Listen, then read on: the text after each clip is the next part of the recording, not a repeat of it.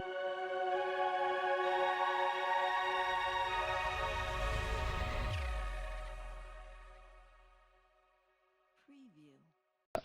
நல்லா இருக்குன்னு ஆசைப்பட்டீங்க, உங்க வேலை போயிருச்சு. இப்ப நீங்க கஷ்டப்படுறத பார்க்கும் போது ரொம்ப வேதனையா இருக்குயா. கஷ்டப்படுறதுக்கு பயந்தா கிடைச்ச வாழ்க்கை தான் வாழலாம், புடிச்ச வாழ்க்கை வாழ முடியாது. ஒரே பாறையில வெட்டின கல்லுதான் அடிய தாங்கிக்க முடியாதது வாசல்ல படியா இருக்குது. அடிய தாங்கிக்கிட்டது கோயில்ல தெய்வமா இருக்கு. பொழைக்கிறது வேற, வாழ்றது வேற. நீங்க எல்லாரும் பொழைச்சுக்கிட்டு தான் இருக்கீங்க, வாழல. நீங்க எல்லாரும் வாழணும்.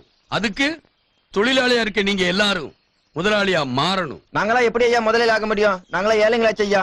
ஏழையா பிறந்தது உங்க தப்பு இல்ல, ஏழையாவே சாகுறது உங்க தப்பு. இன்னைக்கு முதலாளியா இருக்க அத்தனை பேரும் ஒரு காலத்துல தொழிலாளியா வாழ்க்கை ஆரம்பிச்சவங்க தான். நடக்கிறதுக்கு பாதை இல்லைன்னு ஒரே இடத்துல நிக்க கூடாது. நடந்து நடந்து நாம தான் பாதையை உருவாக்கணும்.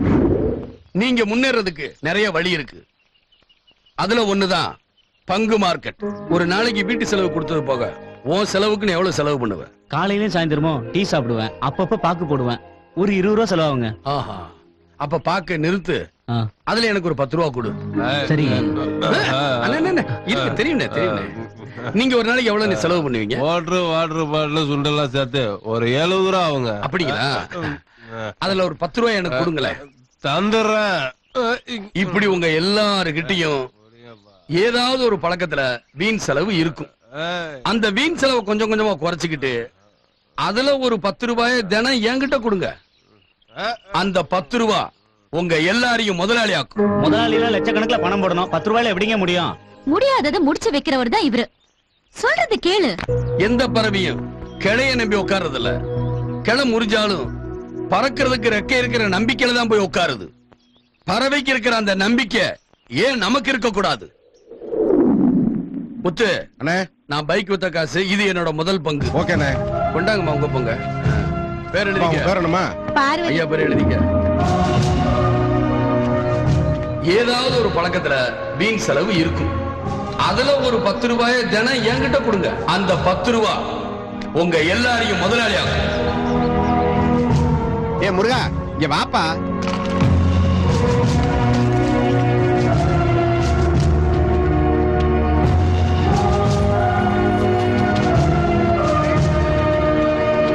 பிரசவம் முடிஞ்சு குழந்தைக்கு பேர் வைக்கிற நிலைமைக்கு வந்துட்டோம். இப்ப நீங்க எல்லாரும் சேர்ந்து சொல்லுங்க, இந்த குழந்தைக்கு என்ன பேர் வைக்கலாம்? இந்த பேங்க் நமக்காக, நம்ம ஊருக்காக ஆரம்பிச்சது. அதுக்காக இந்த ஊர் பேரை வச்சிருவோம். இது ஊரா ஆனதே நீங்க வந்த பின்னாடிதான். உங்க பேர் தான் வைக்கணும். அட, நான் என்ன சொல்றேன்னா, மத்த எல்லா விஷயத்திலயும் நீங்க சொன்னதை நாங்க கேட்டிருக்கோம். இந்த ஒரு விஷயத்துல மட்டும் நாங்க சொல்றத நீங்க கேட்டுதான் ஆகணும். இந்த பேங்க் பேரு மஹேந்திரா பேங்க்.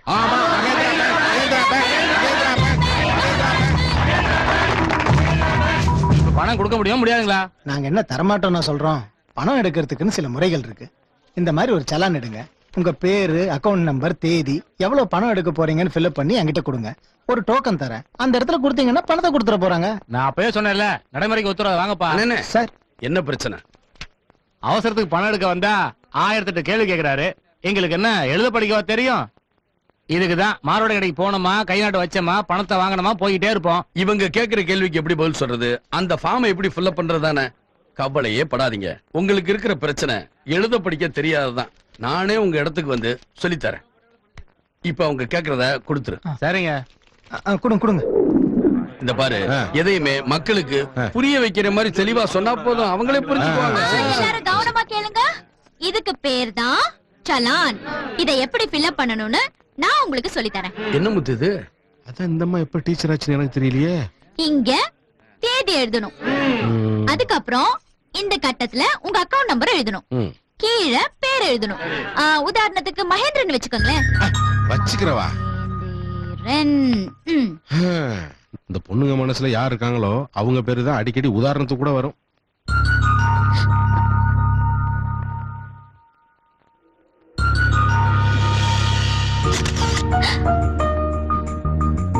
என்ன கேமரா இல்லாம கூட படம் எடுப்பி போல இருக்கு. இத்தனை வருஷமா கூடவே தெரியும், ஒரு வடம் எடுத்துருப்பீங்களா? அது சரி. நாங்க என்ன வளையல் போட்டிருக்கோமா, பாவாடை தாவணி போட்டிருக்கோமா, என்ன தேங்க தலையிலத்துக்கும் கூடவே அலையிறோம். சார், சிவில் சப்ளை கார்பரேஷன்ல இருந்து வரோம். உள்ள வாங்க. உங்ககிட்ட ரேஷன் கார்டு இருக்கா? இல்ல. உங்க பேரு மகேந்திரன். மகேந்திரன். அப்பா அம்மா இல்ல, ஒய்ஃப் நான் இன்னும் கல்யாணமே பண்ணிக்கல. அனாதையா? கல்யாணம் ஆகலையா? பேச்சுலர் பா. சாரி சார், இதுக்கு பேரே குடும்ப அட்டை. குடும்பம் இல்லாத பேச்சுலர்கள்லாம் கிடையாது. கல்யாணமாகாத பேச்சுலருக்கு ரேஷன் கார்டு இல்லைன்னா எப்படி சார் வாழ்வாங்க? மேலதிகாரி கிட்ட சொல்றேன். வாக்காளர் அட்டைக்கு போட்டோ எடுக்க போனா ரேஷன் கார்டு இருக்கான்னு கேக்குறாங்க. அங்க என்ன சார் பதில் சொல்றது? மேலதிகாரி கிட்ட சொல்றேன். டிரைவிங் லைசென்ஸ் எடுக்க போனா ரேஷன் கார்டு இருக்கான்னு கேக்குறாங்க. அங்க என்ன பதில் சொல்றது? மேலதிகாரி கிட்ட சொல்றேன். சார், பேங்க்ல அக்கவுண்ட் ஓபன் பண்ணணும்னா அட்ரஸ் ப்ரூஃபுக்காக ரேஷன் கார்டு கேக்குறாங்க. அங்க என்ன பதில் சொல்றது? இப்படி எல்லா இடத்துலயும் ரேஷன் கார்டு தான் தகுதியா இருக்கு. ஆனா ரேஷன் கார்டுக்கு பேச்சுலர் தகுதி இல்லைங்கிறீங்க. சார், ரூல்ஸ் அப்படி இருக்கு சார். என்ன சார் ரூல்ஸ்? போயா. உங்க பேரு என்னம்மா? என் பேரு பார்வதி. உங்க பேரு? செல்வங்க. உங்களை தவிர வீட்டுல வேற யாராவது இருக்காங்களா? இருக்காங்க சார். பேர் என்ன? மகேந்திரன். மகேந்திரனா? மகேந்திரன் உங்களுக்கு யாரு? என் மகன். மகேந்திரன் உங்களுக்கு மகனா? ஆ. இப்ப அவன் எங்க? வெளிய போயிருக்காயா. பேரை எழுதும்போது எழுதையா. போயா. உங்க பேர் என்னம்மா? பாத்திமா பிவி. உங்க பேரு? அப்துல் காதர். ஓ, இதை தவிர உங்க வீட்டுல வேற யாராவது இருக்காங்களா? என் பையன் இருக்கா அரிஃப். இதை தவிர வேற யாராவது இருக்காங்களா? இருக்காங்க. பேர் என்ன? மகேந்திர. மகேந்திரன். உனக்கு என்ன வரவு? எங்க அண்ணன். ஓ, பாத்திமா பேபி தங்க மகேந்திரன் அண்ணனா? யோ, சொன்ன எழுதிட்டு போயா. எழுதையா? உங்க வீட்டுக்கார பேரு? ராமங்க. உங்க பேரு? செல்லமணி. அதை தவிர உங்க வீட்டுல மகேந்திரன் ஒருத்தர் இருப்பாரு. யோ, அது என் தம்பியா? ஒத்துக்கிறேங்க. மகேந்திரா உங்க சொந்த தம்பி. எழுதையா? எல்லா வீட்லயும் மகேந்திரன் ஒரு பேரை எழுதியா? 9005 கோடு போடு. ம். என்டர் பிரஸ் பண்ணு. ஆ. சார், ரொம்ப சாரி சார். உங்களுக்கு குடும்பம் இல்லைன்னு ரொம்ப சாதாரணமா பேசிட்டேன். இப்பதான் தெரியுது இந்த ஊர்ல உள்ள ஒவ்வொரு குடும்பத்திலயும் அண்ணனாவும் தம்பியாவும் பிள்ளையாவும் இருக்கீங்க. இப்ப நான் என்ன சார் செய்யறது? மேலதிகாரி கிட்ட சொல்லுங்க சார். இப்ப புரியுதா?